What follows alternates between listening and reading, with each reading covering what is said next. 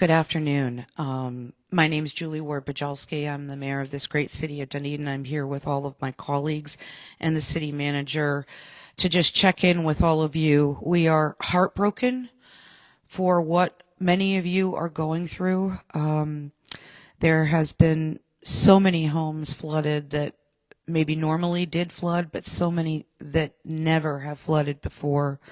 Many of you are still without power and have a lot of junk in your front yard. All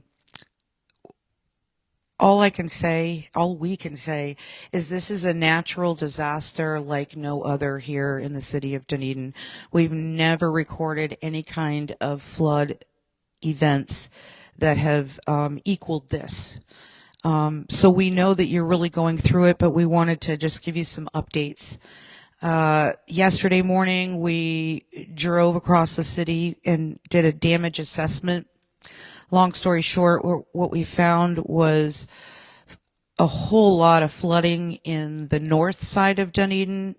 However, those people still had power. And then on the south side of Dunedin, a whole lot of people with no flooding, but didn't have power. So everybody is feeling it, even us. Several of us are without power. Our vice mayor's house flooded, and it's never has flooded before. So we are all going through it, and we feel your pain for sure. I'm sure you have all seen the pictures on Facebook. Boats on the causeway, boats on Edgewater Drive, the Causeway Plaza completely flooded. Everything west of Alt 19, most everything flooded. Most of the businesses along Alt 19 all the way south to Weaver had some level of flooding. The Sterling Links flooded. Part of our golf club, some little area of that, that's all being assessed. Our marina, I'm sure you've seen all the pictures of the marina. The pier is damaged beyond repair. But for the rest of the marina, it fared pretty well, to be honest, with the amount of water that flowed through there. There's just so many things that have happened here, and it is taking us a while to assess how we're going to deal with this. During the night of the storm, because the water rushed in and was so high, we had as many as 90 people call for rescue. Most of those rescues occurred by boat because the water was so high. They couldn't get out and we couldn't get to them. Duke Energy, I know you all are asking about that. They have been working in what you might call phases. First phase was to get our first responders in to rescue people and make sure there wasn't an electrical hazard. Second phase was to clear the roads. Third phase was to make sure hospitals and emergency operations were up and running. And now what they're doing is taking the biggest clumps all over Pinellas County of outages and addressing those first so they can get the most people back on their power. So if you still do not have power, as several of us, including me, I'm just going to ask your patience. They are working as fast as they can. This is not just a Dunedin issue, as I'm sure you've seen on the news. It could be another day or two before you get electric back. And the other thing I wanted to touch on was traffic lights. Most of them are back on, but if you do come across a traffic light that is not working, please treat it as a four-way stop. Yesterday, all along County Road 1, most of those lights were out, and people were just flying through there, and it's very, very dangerous. So if you do see a traffic light that's out, just please treat it as a four-way stop. I'm going to pass the microphone to our city manager, Jennifer Bramley, who's got a lot more details for you. So hang on just a minute, Jennifer. Thank you very much, Mayor. I do have quite a bit of information to give you this afternoon, so if you have pen and paper ready, that might be very helpful for you. The number one question that we're getting at this point is about trash and debris. Trash and recycling collection resumed last Friday. September 27th, and will continue throughout the weekend. We're asking our community to be patient with delays in collection. Now, our crews are working on the areas that we were not able to pick up before the storm, and then catching up in the areas that they need to pick up after the storm. They start out before light and they finish after dark many days of the week. So we very much appreciate your patience, and we know that there's much love for solid waste throughout this entire process in the storm. So we're very grateful to what they're doing. If flooding has occurred at your property, please place flooded household materials and tree and yard debris in separate piles at the curb, and there's a reason for that. And the reason is that the debris from the flood from your household is going to go to a separate area than the yard waste. The debris from your household is actually reimbursable. We are going to come pick it up, but we can be reimbursed by FEMA for removal of that debris. So we need it to remain separated. And again, and that's also separated from your normal solid waste that you have in your trash cans. We're going to ask for your patience once again. The process is going to be this. FEMA will be on site. They'll be driving through the neighborhoods to assess the amount of damage. And we are bringing in FEMA-approved contractors to do this work. We then will start our removal of debris. We'll probably have more than one pass. We call them passes when they drive by and pick up the debris. The reason why it's going to take a while is because, first of all, we have to give you time to put the debris on your doorstep, not on your doorstep, on the swale area. And some of you are still removing that debris. Some of you are contracting with companies to do it for you, and there are residents who were flooded who are out of town. So first of all, we have to give you time to get that debris to the curb, and then the passes will start. When we do start, which we're hoping to start early next week or middle next week, that's our goal. That's what we're really pushing for. It's going to take them a long time to get around to all of you, maybe even a couple weeks. I know that's not what you want to hear, but it's part of the process, and it's going on throughout the state of Florida right now. We will be pushing out more information on that debris removal on our website and through our Dunedin News, our e-news updates. If you want the pile gone, it's going to take time, and as I said, more than one pass is going to have to occur. The city's recycle sites will remain closed until our storm division, they're doing related responsibilities right now. We need to allow that manpower for those related responsibilities. The recycle sites are not a priority for us at this point. So again, new information and updates will be available on all city social media platforms and the Dunedin News updates as well. You can also contact Solid Waste for more information, and that's, I told you to get a pencil and paper, and that's 727-298-3215, or email them at solidwaste@dunedinfl.net. In regards to disaster relief, city staff is assessing, and we have assessed local property damages, and we're working with FEMA on disaster relief. Our building inspectors have been throughout all of the neighborhoods that have been impacted by the flood and reported that information to a county site to convey to FEMA. And I don't have information right now on specific resources to aid residents with recovery, such as grants and loans. We will have that information as soon as we have it. We will push it out to you. And the reason for that is that Pinellas County Emergency Management is still very much in search and rescue mode in South County. They have allocated all of their resources to supporting that search and rescue, and we will be transitioning into recovery at the early part of next week. Also, if necessary, we are going to bring in advisors to help you navigate the federal and state relief programs, just as we did with COVID for the businesses. In regards to emergency housing, the county is working with FEMA on disaster housing options, which we will convey once they're made available. I understand that a lot of those of you who are out of your homes have found alternative places to stay while your home is being repaired, but there will be an opportunity for emergency housing through FEMA. We will work our best to get some of those opportunities here. They may include trailers as well for those who are out of their homes. We have been asked several times whether or not RVs are permitted. They are permitted. Yes, you can place an RV in your driveway or in the area of your house. You do not need a permit. You will run your water to your cleanout at your home and plug in for electrical. If you have any questions, just reach out to our building department at 298-3210, 727-298-3210 for any additional information that you may need.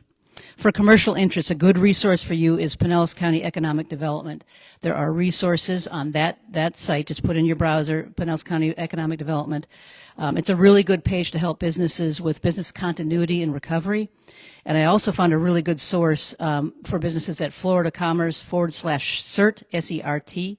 There's a private sector line at 850-815-4925, 850-815-4925 for the private sector commercial interests.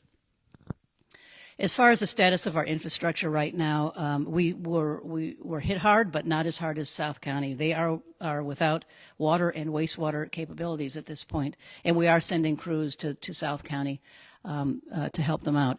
We still have wells without power, and wells are how we draw the water out to create our potable water. And there were 8 wells out at last count, and about as many lift stations. And lift stations are what we use to pump anything that goes down the drain to our wastewater treatment plant. We do have those on generator power, backup generator, and pumps as well. So 8 wells without power, about as many lift stations. The water and wastewater systems, they are stable.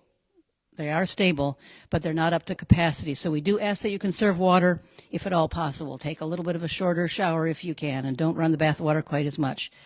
Our drinking water was not contaminated, and there is no boil water order in effect in the city of Dunedin. The status of the city facilities then. Normal city operations are scheduled to resume.